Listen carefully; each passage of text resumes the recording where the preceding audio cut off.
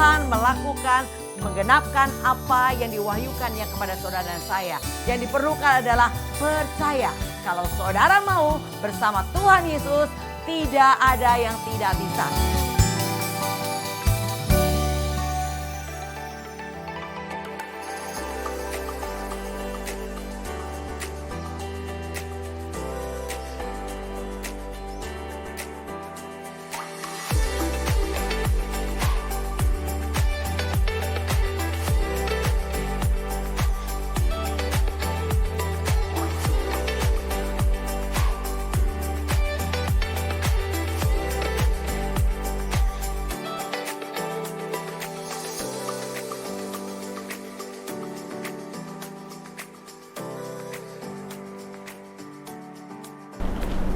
Shalom sahabat Prabos, salam jumpa kembali bersama GOB Generation of Breakthrough. Hari ini saya akan membawakan satu tema iman dan kemurahan hati. Sebelumnya mari kita satukan hati, kita berdoa.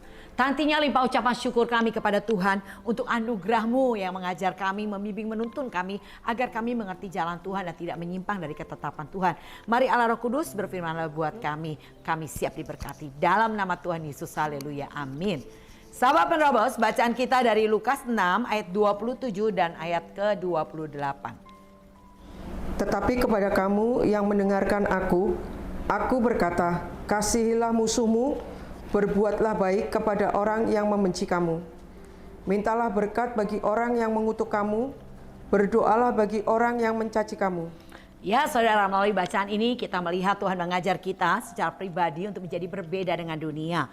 Yesus mengajarkan para muridnya untuk menunjukkan sikap murah hati, menandai bahwa itulah nilai kekristenan yang diajarkan oleh Yesus kepada kita semuanya.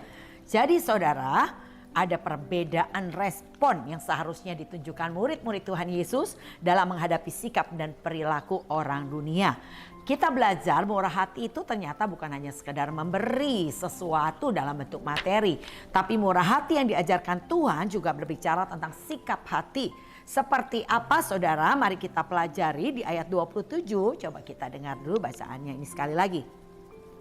Tetapi kepada kamu yang mendengarkan aku berkata, kasihilah musuhmu, berbuat baiklah kepada orang yang membenci kamu. Ya, sikap yang sangat berbeda dengan dunia. Kalau dunia bilang begini, kalau kamu baik sama saya bisa buat baik sama kamu, saya bisa lebih baik dari kamu.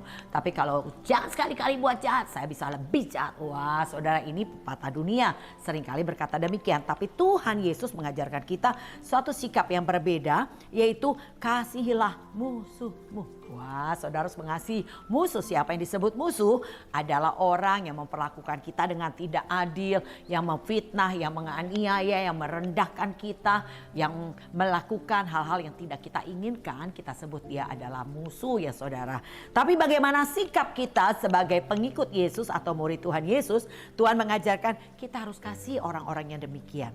Ya, bahkan sangat jelas Paulus mengajarkan kita 1 Korintus 4 ayat 12 dan 13 dikatakan kalau dimaki kita harus berkati. Kalau dianiaya sabar. Kalau difitnah ketemu orangnya kita harus berkata shalom, jawab dengan ramah. Nah ini adalah satu sikap yang berbeda dengan dunia yang Tuhan ajarkan untuk kita lakukan. Bahkan dikatakan kalau saudara mau ditinggikan kita harus rela direndahkan. Wah sikap yang seperti ini harus ada pada kita ya saudara. Ini yang Tuhan Yesus ajarkan kepada kita. Kasihilah musuhmu dan berbuat baik kepada orang yang membenci kamu. Kita harus berbuat baik. Yang masalah bukan kita. Mereka yang masalah karena mereka punya kebencian terhadap kita. Padahal mungkin kita melakukan kebaikan tapi dia melakukan yang jahat buat kita. Nah karena saya nggak punya masalah dengan orang itu, ya saya sikapnya biasa aja. Jangan terpengaruh dan terpancing dengan sikap orang tersebut. Karena orang itu marah sama saya jadi ikut marah. Wah saya sering ajarkan begini saudara. Walaupun orang itu mulutnya monyong-monyong, maki-maki saudara, biarin mulut dia. Mulut kita jangan ikutan monyong saudara. Walaupun matanya mau keluar melototin kita, biarin aja mata dia. Mata kita jangan sama seperti dia. Nah inilah saudara yang harus kita miliki, di mana sikap kita tidak terpancing dan tidak terpengaruh orang di sekeliling kita. Kita punya slogan begini saudara. Di luar udara panas, banyak orang hatinya panas, tapi saya harus tetap adem. Jangan terpancing. Begitu ya saudara ya. Walaupun situasi keadaan semakin memanas di sekeliling kita, saudara jangan terpancing, tetap tenang, tentram. Bagaimana caranya? Yesaya 32 ayat 17 katakan demikian buat kita. Di mana ada kebenaran, di situ akan tumbuh damai sejahtera.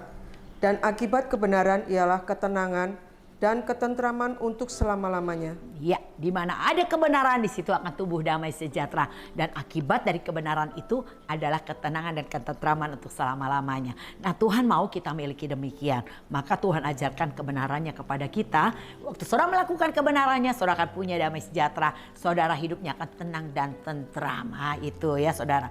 Jadi ciri murid yang murah hati, pertama kita belajar di ayat 27 tadi, mengasihi bukan membenci. Ya saudara, sebagai akibat keberdosaan manusia yang cenderung melakukan hal yang jahat, maka kebencian bisa dilakukan siapa saja, nggak perlu belajar. Saudara nggak perlu belajar, nggak ada sekolah kebencian, nggak ada ya saudara yang mengajarkan bagaimana cara membenci. Tapi tiba-tiba anak kecil aja bisa loh punya sikap benci. Kenapa nggak perlu diajarin? Itu spontan kehidupan manusia di dunia ini adalah demikian. Karena iblis menaruhkan sikap benci itu ada pada manusia. Tetapi hanya Yesus yang memerdekakan kita dari sikap-sikap yang ditaruhkan oleh dunia kepada manusia. Karena penguasa dunia ini tentunya adalah iblis saudara ya. Iblis sebagai penguasa dunia. Nah, kalau saudara tidak memberi hidup saudara mendekat kepada Tuhan, maka tidak ada kekuatan manusia yang bisa melawan iblis. Dengar, saya mau katakan saudara, iblis gak takut sama saudara. Iblis gak takut sama hamba Tuhan. Iblis gak takut sama pendeta besar. Iblis takut karena ada kekuatan Tuhan di dalam diri saudara dan saya. Di mana kita dapat kekuatan Tuhan? Di dalam ibadah. Maka kenapa Tuhan berkata, makin giatlah menjelang hari Tuhan, semakin dekat untuk kita beribadah. Tuhan berkata ibadah berguna dalam segala hal, mengandung janji untuk hidup ini dan hidup yang akan datang. Bahkan Tuhan berkata ibadah itu kalau kita datang dengan rasa cukup mendatangkan keuntungan besar.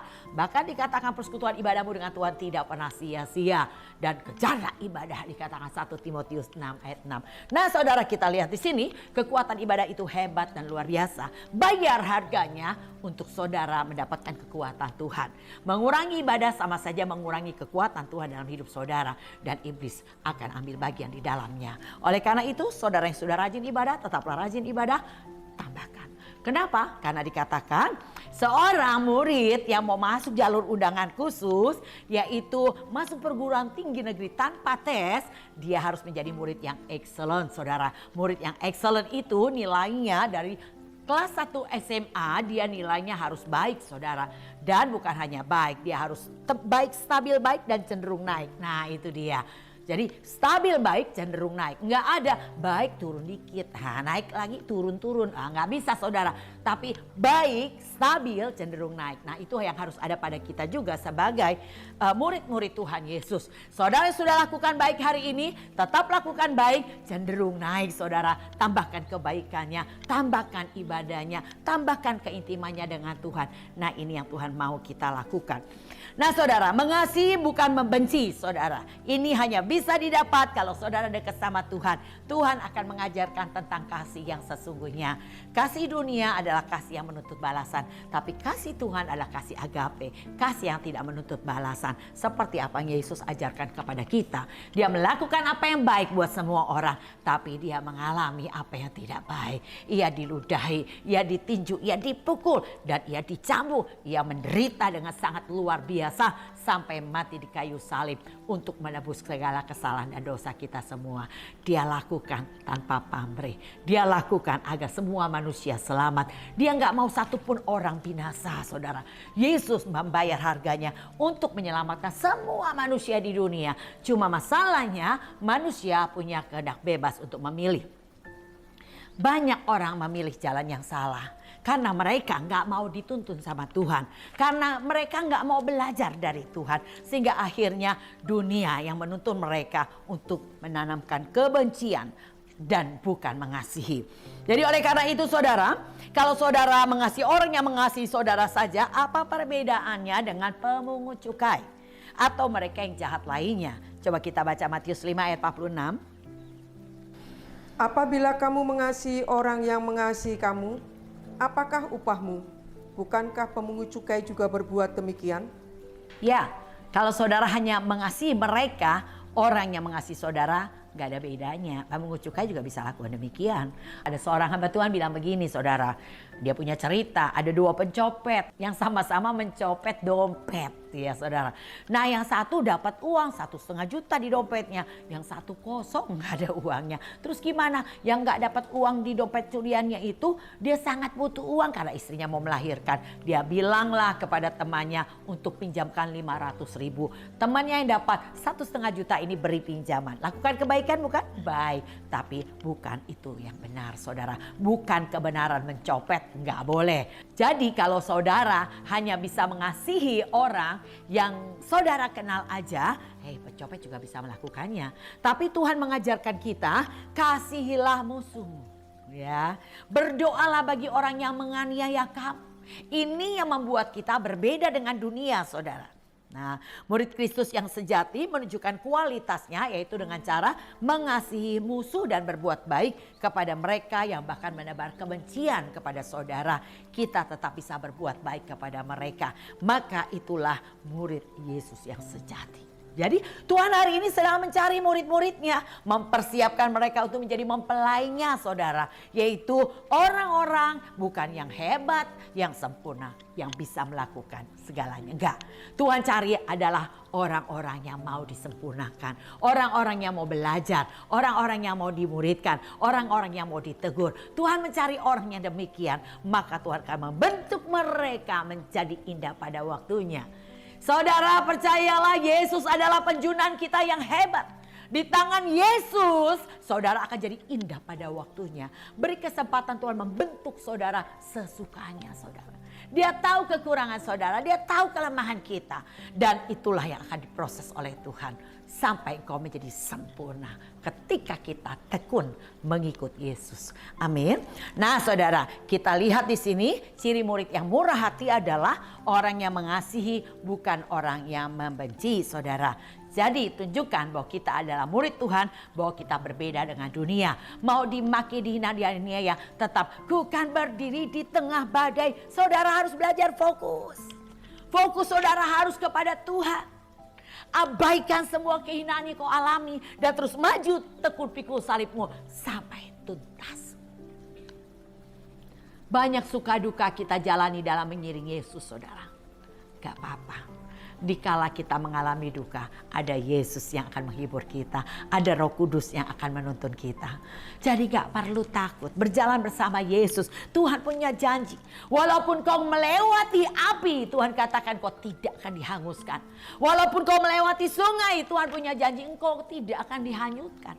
Jadi kalau kau tahu itu yang Tuhan akan kerjakan, mari beri kesempatan Tuhan membentuk kita. Ya, yang kedua adalah ciri murid yang murah hati, memberkati bukan mengutuk. Kita baca ayat 28. Mintalah berkat bagi orang yang mengutuk kamu, berdoalah bagi orang yang mencaci kamu. Iya, itu dia saudara ya. Jadi murid Kristus juga diajar untuk memberi respon yang benar ketika ada orang lain yang bertindak jahat sama saudara. Mungkin saudara dikutuk, saudara harus punya respon yang benar. Bagaimana respon kita? Marilah minta berkat daripada Tuhan bagi orang yang mengutuk saudara. Tuhan jamah ubahkan hidupnya, pulihkan keadaannya, berkati pekerjaannya. Wah saudara, itulah yang membedakan kita dari dunia. Waktu kau berdoa demikian, surga melihat ke bumi kepada saudara dan saya, yaitu respon-respon saudara.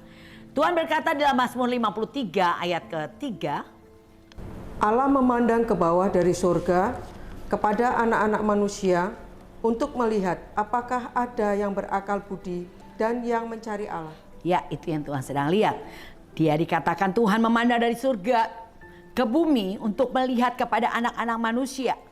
Untuk melihat apakah ada yang berakal budi dan yang mencari Allah. Respon saudara akan kelihatan dari surga saudara. Kalau respon saudara benar, saudara pasti akan cari Allah. Tapi kalau respon saudara tidak benar, maka kebalikannya saudara tidak akan mencari Allah. Saudara mulai mengurangi 1, mengurangi 2, mengurangi 3. Akhirnya melipir-melipir dan akhirnya hilang saudara. Nah inilah yang pasti terjadi. Karena iblis tujuannya menggoda manusia cuma 1. Menjauhkan saudara dari Tuhan. Menjauhkan tidak dimulai langsung semua tapi dimulai dari 1, 2, 3. nanti ada melipir dan akhirnya hilang saudara. Jadi jangan biarkan dirimu dijauhkan sama Tuhan. Tuhan mau saudara jadi orang-orang yang tekun. Karena ketekunan yang membuat saudara sempurna. Karena ketekunan yang akan membuat saudara utuh dan tidak kekurangan suatu apapun. Karena kalau saudara tekun, saudara pasti setia. Tapi untuk bisa tekun, hanya satu kata yang dibolak-balik sama. Saudara tahu? Taat, T-A-A-T, taat dibalik tetap taat saudara ya. Inilah saudara, taat, nurut aja. Percayalah saudara, saudara ditempatkan hari ini di gereja lokalmu bukan karena engkau memilih. Dikatakan Tuhan yang memanggil, memilih dan menempatkan engkau di gereja lokalmu. Dan Tuhan berkata, biarlah kita tertanam, berakar, bertumbuh. Caranya gimana? Pertama dengar, kedua renungkan, ketiga lakukan. Dan iman saudara pasti bertumbuh dan berkatnya pasti bertambah. Wow, saudara luar biasa ya.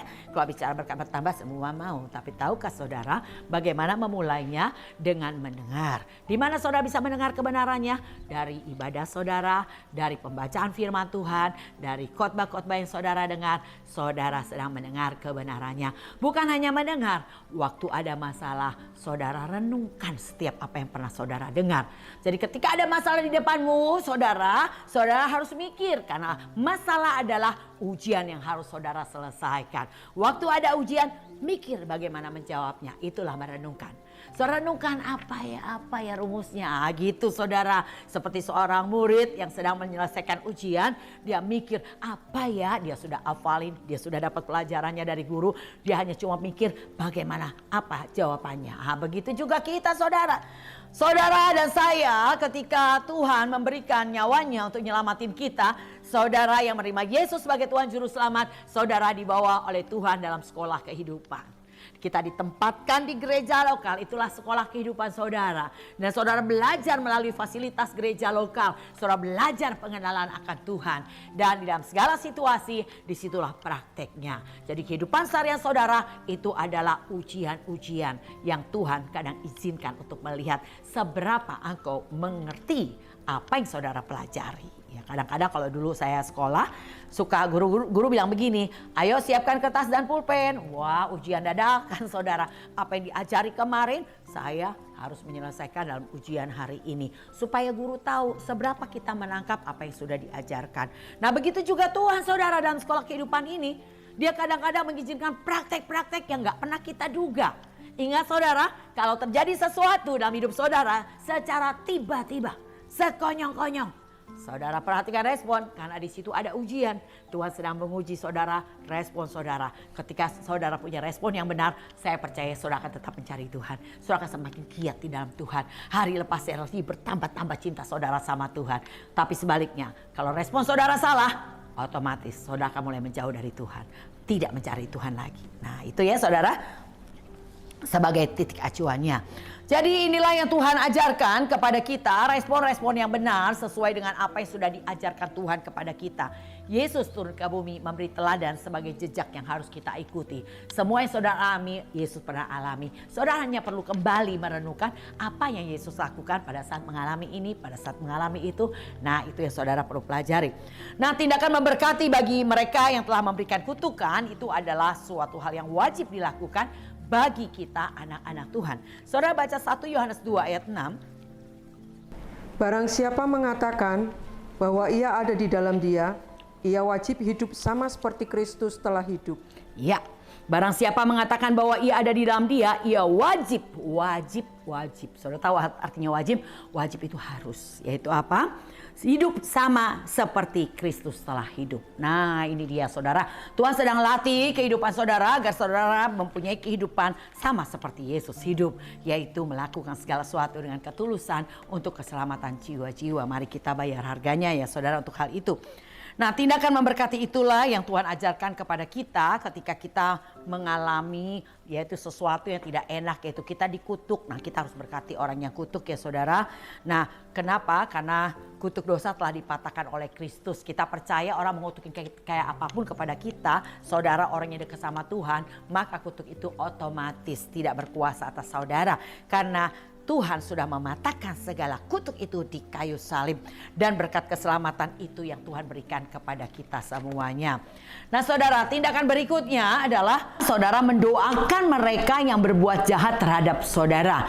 Mendoakan pertobatannya dan agar pintu hatinya terbuka kepada pengenalan akan Kristus. Nah ini yang harus kita lakukan saudara. Ketika ada orang yang berbuat jahat sama saudara, saudara hendaknya berdoa bagi mereka agar ada pintu pertobatan yang Tuhan buka atas mereka. Pintu hati mereka terbuka untuk bisa mengenal Yesus.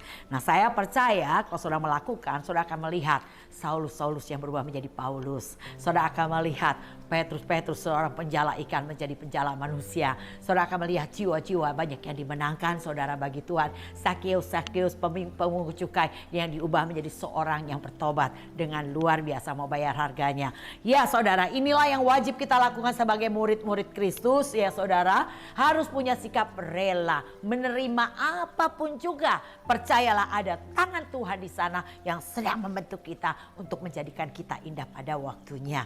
Beri kesempatan Tuhan membentuk kita. Nah yang ketiga saudara, kita perlu pelajari bagaimana ciri murid yang murah hati, yaitu merelakan bukan menuntut balas. Kita baca di ayat 35, Lukas 6 ayat 35. Tetapi kamu kasihilah musuhmu dan berbuatlah baik kepada mereka dan pinjamkan dengan tidak mengharapkan balasan. Maka upahmu akan besar dan kamu akan menjadi anak-anak Allah yang maha tinggi. Sebab ia baik terhadap orang-orang yang tidak tahu berterima kasih dan terhadap orang-orang jahat. Ya, kembali Tuhan ingatkan melalui ayat ini, yaitu kasihilah musuhmu dan berbuatlah baik kepada mereka dan pinjamkan dengan tidak mengharapkan balasan. Maka janji Tuhan, upahmu akan besar dan kamu akan menjadi anak-anak Allah yang maha tinggi. Sebab ia baik terhadap orang yang tidak tahu berterima kasih dan terhadap orang jahat. Itu yang Tuhan Yesus sudah teladankan buat kita. Ia berbuat baik terhadap orang yang tidak tahu berterima kasih dan terhadap orang-orang yang jahat. Itu yang Tuhan ajarkan kepada kita. Ternyata ada janji loh saudara.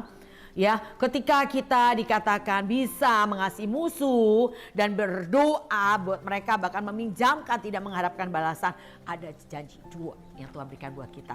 Upahmu akan besar dan kedua, kamu akan menjadi anak-anak Allah yang maha tinggi. Wow, kita dideklarasikan menjadi anak-anak Allah. Nah saudara, ada kalanya ya saudara dalam kehidupan kita bicara meminjamkan sesuatu kepada orang lain dan kita menuntut harapan untuk kita memperolehnya kembali, bahkan lebih dari apa yang kita berikan saudara. Tetapi saat ini kita belajar satu prinsip yang Tuhan ajarkan buat kita, bahwa kita tidak bisa berharap lebih kepada mereka yang tidak tahu kebenaran. Jadi kalau saudara melakukannya, lakukan dengan tulus hati tanpa menuntut balasan. Saya percaya Tuhan yang akan membalas perbuatan baik saudara. Kalau jelas dikatakan dalam Amsal 19 ayat ke-17, siapa menaruh belas kasihan kepada orang yang lemah, memiutangi Tuhan yang akan membalas perbuatannya itu. Nah ini janji Tuhan saudara. Barang siapa menaruh belas kasihan kepada orang yang lemah, ia memiutangi Tuhan yang akan membalas perbuatannya. Ada janji. Tuhan yang utang sama saudara. Kalau Tuhan balasnya, saya percaya lebih dari apa yang saudara pikirkan, lebih dari apa yang saudara harapkan, lebih dari apa yang saudara doakan, Tuhan akan memberikannya kepada saudara. Jadi saudara, inilah yang harus kita lakukan, relakan saja ya. Lakukan apa yang baik tanpa menuntut balasan. Seperti demikian yang Yesus ajarkan buat kita. Tidak ada hal yang jahat yang dilakukan Yesus. Dia melakukan segala yang baik. Dia berdoa bagi orang yang sakit-sakit disembuhkan. Dia berdoa bagi orang yang kerasukan setan pergi. Dia berdoa bagi orang mati hidup saudara. Dia berdoa untuk orang lumpuh berjalan. Dan dia melakukan segala yang baik. Memberitakan tentang kerajaan surga. Walaupun begitu lelah ya, dari desa ke desa, dari kota ke kota berjalan untuk memberitakan Injil keselamatan kepada semua orang. Tetapi balasannya adalah ia mengalami aniaya yang sangat mengerikan. Tetapi Yesus tetap jalankan prosesnya sampai tuntas. Sampai setiap lutut bertelur, setiap lidah mengaku bahwa Yesus adalah Tuhan. Tujuannya adalah keselamatan jiwa-jiwa. Bayar harganya. Demikianlah hendaknya saudara dan saya berada di posisi hari ini. Karena kita ada di posisi di terakhir sebelum paling akhir, yaitu posisi dibenarkan sebelum dimuliakan. Apa yang harus kita lakukan pada proses dibenarkan ini? Biarlah saudara diri saudara dibenarkan sama Tuhan. Waktu kau salah respon, datanglah kepada Tuhan. Tuhan akan benerin saudara. Tuhan akan ajar saudara. Tuhan akan luruskan kembali jalan saudara agar kita tetap dalam keadaan di jalan dan di rel yang benar. Nah saudara, inilah yang kita harus lakukan. Jadi saat ini kita harus belajar dari prinsip-prinsip yang diajarkan Tuhan Yesus, bahwa kita tidak bisa berharap lebih kepada mereka yang tidak tahu kebenaran. Lakukan saja yang baik, karena itulah Tuhan menciptakan kita di dalam Kristus Yesus untuk melakukan pekerjaan baik, dan Tuhan mau kita hidup di dalamnya. Ya, itulah yang Yesus ajarkan, ada sikap rela, tidak harap kembali, karena itulah nilai murah hati yang ditekankan di sini. Tuhan menjanjikan upah untuk sikap yang demikian. Wow, saudara perlu perhatikan nih hal-hal demikian yang dikatakan janjinya adalah, tadi kita sudah baca ya di ayat 35, bahwa saudara mendapatkan upah. Bahkan kalau saudara baca di dalam Ibrani 10 ayat 35, upah yang besar. Ya, dan bukan hanya itu saudara, dikatakan engkau menjadi anak-anak Allah, warga kerajaan surga. Jadi bagaimana? Ya sudah, belajar kita punya sikap, yaitu tadi dikatakan sikap kita adalah mengasihi orang yang memusuhi kita, dan kita terus berbuat kebaikan kepada mereka dan pinjamkan dengan tidak mengharapkan balasan ya saudara. Nah ini yang harus kita lakukan. Saya percaya janjinya adalah pasti. Kalau Tuhan janji, Tuhan gak hanya cuma janji, tapi Tuhan pasti akan melakukan. Ada dua janji bagi saudara yang hari ini mempunyai sikap bisa mengasihi orang yang musuhi saudara. Saudara bisa tetap berbuat baik buat mereka, dan bahkan yang dikatakan saudara memberi pinjaman kepada orang yang lemah dengan tidak menuntut balasan. Saya percaya janjinya upah yang besar di surga dan menjadi warga kerajaan surga. Bukankah ini semua yang kita nantikan? Kalau saudara tahu rumusnya, mari kita lakukan itu. Bukan karena kekuatan saudara, Roh Kudus akan mampukan untuk kita melakukannya. Yang penting saudara mau, Allah turut bekerja. Dimulai dari saudara, saya mau, saya melangkah, Tuhan yang akan bertindak. Amin.